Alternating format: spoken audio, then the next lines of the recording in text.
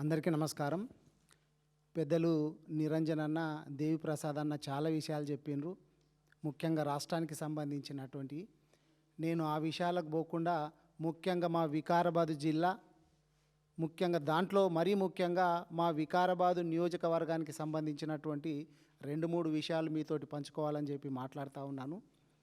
ఇందాక పెద్దలు చెప్పినట్లు మా వికారాబాద్ జిల్లా అంటే వికారాబాద్ నియోజకవర్గము, పరిగి నియోజకవర్గము, తాండూరు నియోజకవర్గము, ఈ 3 నియోజకవర్గాలలో కూడా 40 నుంచి 50% సర్పంచులందరూ కూడా బీఆర్ఎస్ పార్టీ మద్దతు తెలిపినటువంటి వాళ్ళు గెలవడం జరిగింది. ఇంకా ఒక మండల్లో అయితే అధికార పార్టీ కంటే ఎక్కువగా గెలిచినాం. ఇంకా అధికార పార్టీ బీఆర్ఎస్ పార్టీ కంటే తక్కువ గెలిచినటువంటి మండలాలు కూడా కొన్ని ఉన్నాయి. అయితే ఇక్కడ ఇంకా మేము ఓడిపోయినటువంటి దాదాపు ఒక 30-40 సీట్లు 5 ఓట్లు 6 ఓట్ల లోపు ఓడిపోవడం జరిగింది. అయితే మా వికారాబాద్ నియోజకవర్గము మర్పల్లి మండలానికి సంబంధించినటువంటి రాంపూర్ అనే గ్రామము, అదే బంటారంకు సంబంధించినటువంటి సుల్తాన్పూర్ అనేటటువంటి గ్రామం లోపల ఒక్కొక్క ఓటుతో ఓడిపోయినాం. ఇది ఎందుకు చెప్తున్నా నేనంటే, మేము ఓడిపోయిన దగ్గరనేమో ఏమి గలాట లేదు, సరే అట్లా ఓడిపోయినరేమో ఒక్కొక్క ఓటు అని ఊరుకున్నాం. ఇంకా నాగవరం అనేటటువంటి ఒక గ్రామం బంటారంకి సంబంధించిన దాంట్లో 2 ఓట్లతో ఓడిపోయినాం. తర్వాత మోమిన్ కలాన్, ధారూర్ మండలానికి సంబంధించినటువంటి మోమిన్ కలాన్ అనే గ్రామం లోపల మా వాళ్ళు గెలుస్తున్నారు అని చెప్పి అవతలి పార్టీ సర్పంచ్ అభ్యర్థి అక్కడి నుంచి పోలింగ్ స్టేషన్ నుంచి ఇంటికి వెళ్ళిపోతే కూడా మళ్ళీ పిలిపించేసి మా వాళ్ళు గెలుస్తున్నారు అని తెలిసిన తర్వాత 2-3 ఓట్లతోటి మా వాళ్ళు గెలుస్తున్నారంటే 3-4 సార్లు రీకౌంటింగ్ పెట్టించి చివరికి వాళ్ళే 2 ఓట్లతోటి గెలిచిండ్రు అని చెప్పి అవకతవకలకు పాల్పడుతున్నారు కాంగ్రెస్ పార్టీ వాళ్ళు. అధికారులు వాళ్లకు వత్తాసు పడుతూ ఉన్నారు.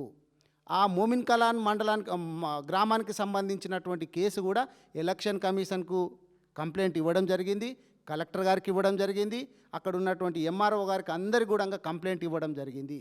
ఖచ్చితంగా దాని మీద ఎంక్వైరీ ఉంటుంది. ఇంకా ఇదిగాక గెలిచినటువంటి మా సర్పంచుల మీద దాడులు చేస్తున్నారు. ఒకవేళ వాళ్ళు గెలిస్తే ఓడిపోయినటువంటి మా వాళ్ళ ఇంటి ముందల పోయి క్రాకర్స్, పటాకులు పేల్చి ఇల్లు కాలిపోయేటట్లు కూడా 1-2 సందర్భాల్లో కూడా చేయడం జరిగింది. దాంట్లో పోలీసు వాళ్ళు ప్రేక్షక పాత్ర వహిస్తున్నారు. మా వాళ్ళనే కొట్టి మళ్ళీ కంప్లైంట్ వాళ్ళు ఇస్తే మా వాళ్ళని మళ్ళీ కేసులు చేస్తున్నటువంటి సందర్భాలు చూస్తున్నాము.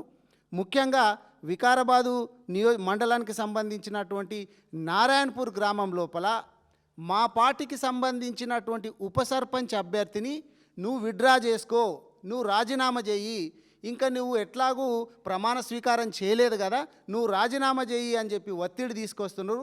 దాంట్లో పోలీసుల పాత్ర కూడా ఉంది అని చెప్పి తెలుస్తూ ఉన్నది. నేను పోలీసులను కూడా కోరలేదు ఏంటంటే, ఇప్పుడు ఈరోజు నేను వచ్చేటప్పుడు చూసుకుంటూ వచ్చిన కోట్పల్లి టౌన్ లోపల మా అభ్యర్థి, మా అంటే బీఆర్ఎస్ పార్టీ మద్దతు ఇచ్చినటువంటి అభ్యర్థి గెలిస్తే వాళ్ళ భర్తను రాత్రి తీవ్రంగా కొడితే వాళ్ళని హైదరాబాద్కు షిఫ్ట్ చేయాల్సిన పరిస్థితి వచ్చింది. అందుకే నేను పోలీసు వాళ్ళని కోరేది ఏంటంటే, మీరు రాజ్యాంగబద్ధంగా వ్యవహరించండి. కాంగ్రెస్ పార్టీ కార్యకర్తల్లాగా వ్యవహరిస్తే రాబోయేటటువంటి రోజుల లోపల ఇబ్బందుల పాలవుతారు. మీరు 2-3 ఏళ్ళు అయిన తర్వాత మీరు మళ్ళా మీరు సర్వీస్ చేయాల్సింది తెలంగాణ రాష్ట్రంలోనే కానీ మళ్ళీ ఏ కర్ణాటకో మహారాష్ట్రకో పోయి చెయ్యరు. మీరు గుర్తుపెట్టుకోండి, ఇబ్బందుల పాలు కావద్దు అని చెప్పి నేను పోలీసులకు హెచ్చరిస్తూ ఉన్నాను.